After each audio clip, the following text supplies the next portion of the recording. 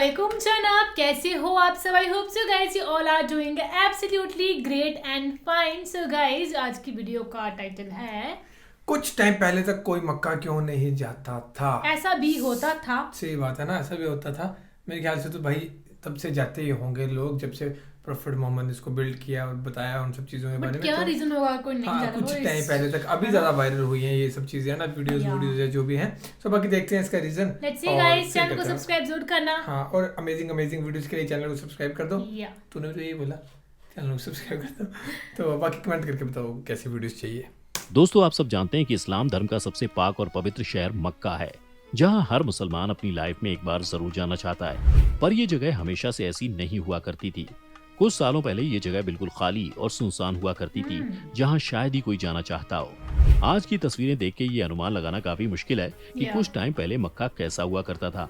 आज हम जानेंगे कैसे बना है मक्का, इसके बनने के पीछे का क्या है इतिहास। हिस्ट्री। हर धर्म में उसके तीर्थ स्थान का बहुत महत्व होता है। इस स्थल में लोगों की आस्था जुड़ी होती है। जैसे हिंदू धर्म में 4 धाम की यात्रा का अपना महत्व होता है। ये यात्रा काफी पवित्र मानी जाती है। यस। उसी तरह मुस्लिम लोग हज करने के लिए मक्का और मदीना जाते हैं। इस्लाम में सऊदी अरब के 2 शहरों मक्का और मदीना को काफी पवित्र स्थल बताया गया है। हर मुसलमान की चाहत होती है कि वो अपने जीवन में एक बार इन दोनों जगहों में जरूर जाए और मक्का में जाकर काबे का तवाफ यानी परिक्रमा करके अपने गुनाहों की माफी जरूर मांगे। इस्लाम में काबे की क्या वैल्यू है, ये तो इसी बात से पता लगता है कि दुनिया भर में जितने भी मुसलमान हैं वो काबे की दिशा में ही नमाज को अदा करते हैं, चाहे वो दुनिया के किसी भी कोने में क्यों ना हो। काबा एक क्यूब साइज की इमारत है। काबा ग्रेफाइट पत्थर से बना हुआ है। इसकी लंबाई 40 फीट और चौड़ाई 33 फीट है। इसमें कोई भी खिड़की नहीं है, बस एक दरवाजा है। इसमें पूर्व दिशा में लगभग 5 फीट की ऊंचाई पर एक काला पत्थर लगा हुआ है।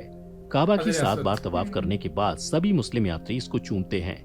ये पत्थर इनके लिए काफी अहम है। इसके चारों ओर बनी इमारतों को मस्जिदुल हरम कहा जाता है। अब बात करते हैं इसके इतिहास की। इसके निर्माण को लेकर लोगों में काफी मतभेद है।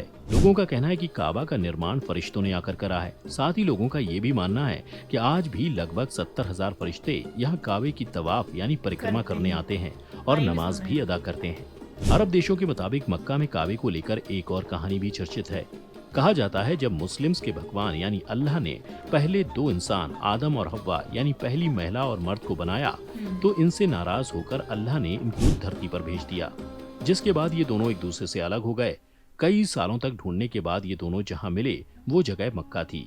यहीं आदम ने हव्वा की मिलने की खुशी में खुदा को सजदा कर शुक्रिया अदा किया था, जिसके बाद उसी जगह में बाद में काबा का निर्माण किया गया। इसके साथ ही एक और कहानी भी लोगों के बीच मौजूद है, जिसके बाद ये नष्ट हो गया।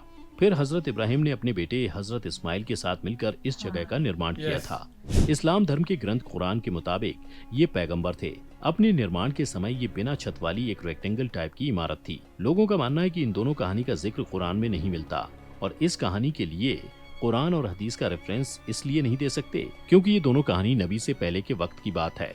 इतिहासकार काबा को धार्मिक के साथ साथ एक व्यापारिक क्षेत्र बनाने का पूरा श्रेय कुसई को देते हैं। ये कुरैश घराने से ताल्लुक रखता था। कुसई ने अपने आप को राजा घोषित करने के साथ काबा की चाबी अपने हाथ में रखी और जर्जर हो चुके काबा को फिर से बनवाया। दूर दराज क्षेत्रों में बसे अपने कुरैश रिश्तेदारों को मक्का में लाकर बसाया। तीर्थ यात्रियों से मक्का में प्रवेश से पहले कर वसूलने का प्रावधान था। जमजम के पानी पर अपना प्रभुत्व रखा। कर चुकाने के बाद तीर्थ यात्रियों के खाने और पीने की जिम्मेदारी कुसई के प्रशासन की ही होती थी। इसके अलावा मुस्लिम मान्यताओं के हिसाब से मोहम्मद साहब ने 620 ईस्वी को मक्का से यात्रियों के लिए यात्रा शुरू की। आज यही जगह मदीना के नाम से जानी जाती है। 628 से 630 ईस्वी में जब मोहम्मद साहब वापस आए तो इस जगह को इबादत गाह के रूप में इस्तेमाल किया जाने लगा।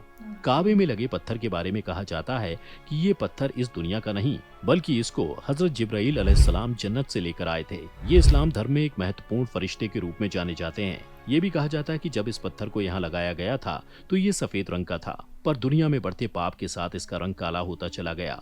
मोहम्मद साहब ने अपनी मौत से पहले 632 ईस्वी में आखिरी बार हज यात्रा की थी। मक्का ही वो शहर है जहाँ से इस्लाम की शुरुआत हुई थी। अल्लाह ने मोहम्मद साहब को पैगाम दिया, जिसके बाद से पूरी दुनिया में इस्लाम का प्रचार प्रसार शुरू हो गया। धीरे धीरे मक्का के आसपास शहर बसने लगे और वहाँ की आबादी बढ़ने लगी। समय के साथ काबा का स्वरूप बदलने लगा। बीतते हुए सालों के साथ यहाँ यात्रियों की संख्या बढ़ती रही और उसी हिसाब से यहाँ के आसपास में डेवलपमेंट होता चला गया। खलीफा उस्मान ने 644वीं ईस्वी से 656 ईस्वी तक काबा के आसपास में इमारतों का निर्माण किया। मक्का में कब्जा करने के लिए खलीफा अब्द अल मलिक, ये भी एक राजा थे, ने इब्र जुबैर के बीच गृह युद्ध छिड़ गया। इसी दौरान लगभग 683 ईस्वी में लकड़ी के बने काबा ढांचे को आग लगा दी गई, जिसके बाद ये पूरी तरह से नष्ट हो गया। इसके बाद इसको हजरत इब्राहिम की डिजाइन के हिसाब से फिर से बनाया गया और इसके चारों ओर मस्जिद का निर्माण भी किया गया।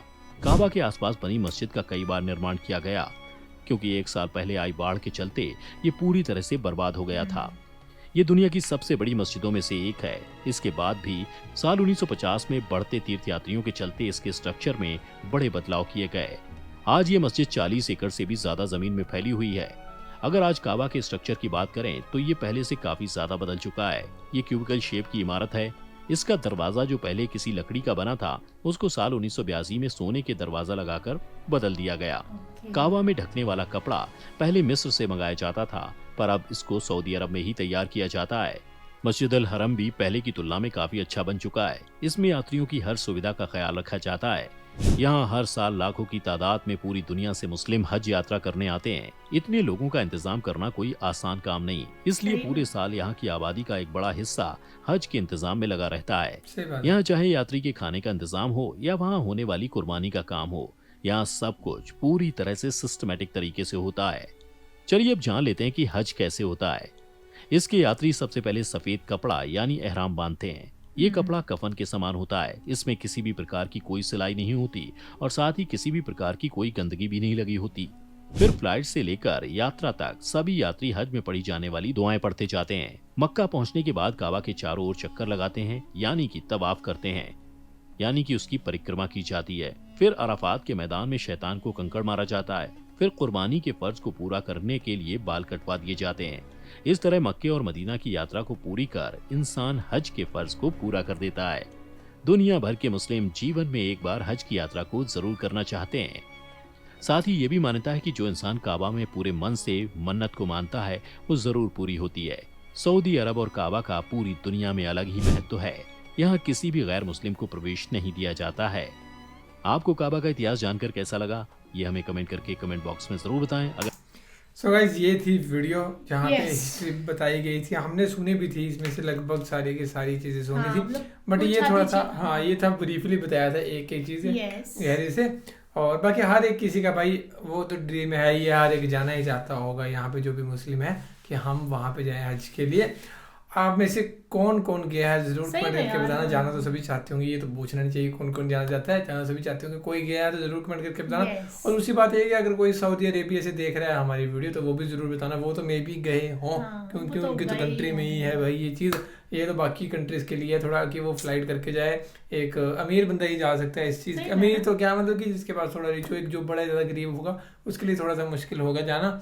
लेकिन जिसके दिल में मान हो, जिसके दिल में चाहत हो जाने के लिए, तो भाई ऊपर वाला उसे खुद ही बुला देता है किसी न किसी तरीके से। बस ये कि अपना दिल साफ रखो, जाने की चाहत रखो, ऑब्वियस सी बात है आप एक दिन जरूर जाएंगे। सो बाकी तो ये थी video guys. Thank you so much for watching the video. मिलते हैं नेक्स्ट वीडियो में।